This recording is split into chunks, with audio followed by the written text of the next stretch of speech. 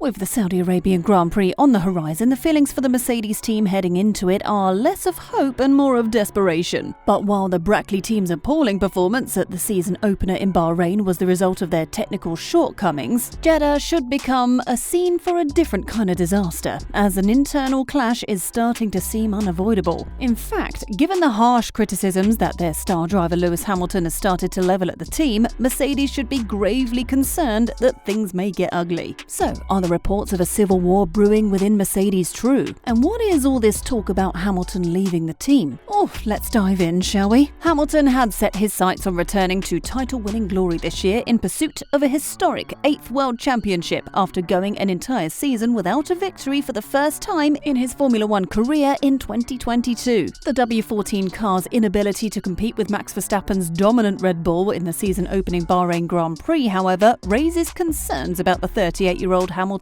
future and suggests another season of difficulties. Mercedes boss Toto Wolff acknowledged in Bahrain that the team had erred in its approach to developing the 2023 car, and Hamilton charged the technical team with disregarding his ideas for the W14's design. Pundits in the paddock were taken aback by Hamilton's remarks, as the British superstar rarely gives such scathing critiques of his teammates, and because they came at a particularly vulnerable time for the Silver Arrows. Appearing on the F1 Nation podcast, 1996 world champion Damon Hill noted that Hamilton's public criticism of the team was out of step with the message of support that he gave to the Mercedes team over the radio at the end of the race in Sakir. He said, after the race he got on the radio and said, "We've got work to do, guys. I'm right behind you, 100% supportive." And then there was this line that he came out to say, "I did warn them. I told them that I didn't like the car." You can't criticize and also be 100% supportive. It's obviously constructive criticism, but he's disappointed. He knows what's ahead. With a respected technical expert explaining that F1's cost cap and weighted aerodynamic research rules are major obstacles in any Mercedes attempt to salvage this season, Hill worries that even if they can identify the root of the issue with the current car concept, the team won't be able to put a fix in place. With the cost cap, what is the possibility and what are the limitations, he asked. Even if they've got the people there now at Mercedes who know what the answer is, how can they produce a new car? Is it a new car? Is it a completely redesigned car? There's something they've not done. The car looks different to everyone else, so people are saying, well, that must be the reason it looks different. Maybe it's not that. Maybe it's something else. Damon Hill views Hamilton's influence as both a blessing and a curse, and worries that his fans' frustrations with Mercedes' poor performance will soon be directed towards individual members of the team. There seems to be an uncharacteristic air of distrust within the team, leading some to suggest that years of domination means that it's much easier for them to break under pressure than was previously believed. Contrast that with what Mercedes demonstrated last season, when despite their difficulties, the team put on a united front and eventually caught up to the front. The same cannot be said about their attitude now. While the team believed in 2022 that their no side pod concept ultimately had the potential to be a race-winning one, any such notion about the W14 has been reduced to ashes by Toto Wolff's remarks that their current concept will never hold a candle to Red Bull's. Figures within the paddock are pointing more and more to the internal situation at the Brackley team. In recent years, Mercedes has also lost a number of key staff, including Andy Cow, who left his position as director of Mercedes high-performance powertrains in 2020. James Allison also took a reduced role, and rumours of an official return to the Mercedes team for Allison seems to have been off the mark. Chief aerodynamicist Eric Blandin and strategist James Vowles also left to take up new positions at Aston Martin and Williams respectively. F1 journalist Tom Clarkson notes that Mercedes may be in the midst of a huge transition, and that it's George Russell, not Hamilton, who is better positioned to wait for the team to come full circle around him. These performance levels are uncharted territory for Mercedes, let's not forget that, said Clarkson. Last year we thought, or they thought, I'm sure, was a blip.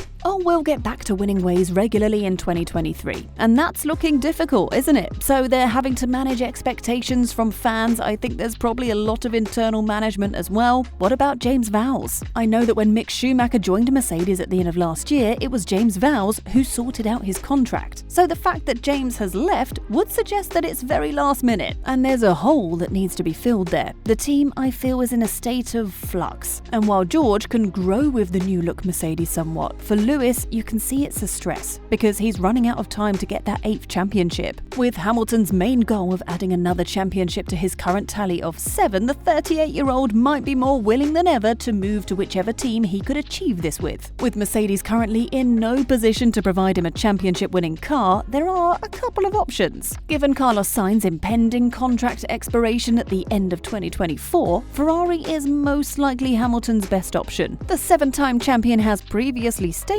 that driving for the Italian manufacturer is every driver's dream. Aston Martin is another clear contender. Owner Lawrence has made long-term plans to propel the British manufacturer to the front, and they have undoubtedly made significant progress this year. The team wants to be a title contender by 2025, so Hamilton might be a good fit. However, Alonso has a multi-year deal in place, while Lawrence Stroll is quite unlikely to axe his own son Lance. Naturally, a list of potential teams for a driver of Lewis Hamilton's caliber would be incomplete without Red Bull, the current dominant force in the sport. In fact, Christian Horner has previously acknowledged that Hamilton was eager to join Red Bull between 2010 and 2013. Due to Sebastian Vettel's dominance within the team, however, the deal fell through. Horner claimed it would make no sense to have 2 alpha drivers at the squad, which would make a move to the team now impossible. Hamilton and Verstappen's friction already reached a breaking point in 2021, so a partnership after Sergio Perez's contract expires would seem unlikely. Naturally, all of this speculation about Hamilton leaving depends on Mercedes failing to resolve their problems, and the 7-time champion actually being interested in leaving. But it's also not a particularly outrageous claim, as noted pundits like Martin Brundle have discussed the possibility of Hamilton switching teams. Although Brundle thinks that staying at Mercedes may be the best option for Hamilton, he also expects that the idea of switching to Ferrari, as his fellow 7-time world champion Michael Schumacher did, may be on Hamilton's mind. There's a lot of good reasons to stay at Mercedes. He just needs them to tell him how they're going to sort this out. But you know, Ayrton Senna left McLaren to go to Williams, Schumacher went off to Ferrari, didn't he? Brundle said. And it took a long time, but they made that work. So these great drivers are not scared of going somewhere and then galvanizing and getting a lot of new people around them and making something happen. And I think there must be a part of Lewis that thinks, you know, I'd love to go to Ferrari and do a Michael Schumacher and really turn that back into a winning team. If I can't win my 8th or 9th right now, why don't I go and have some fun there? I'm sure all of these are playing in his mind, and he'll be talking to his dad about this as well, and his management team about where he will go from here, and that will be exacerbated by the dismal performance of the car in Bahrain. Despite all the rumours, Hamilton appears to have somewhat a secure position at Mercedes for the time being, and it would take a very unusual set of circumstances for him to leave the team. But Formula One is an extreme sport, and over the years we have undoubtedly witnessed more shocking driver manoeuvres. One thing is certain, the Brackley factory's engineers will be working overtime to get the car back on course. Who knows, maybe Jeddah will bring the team a glimmer of hope.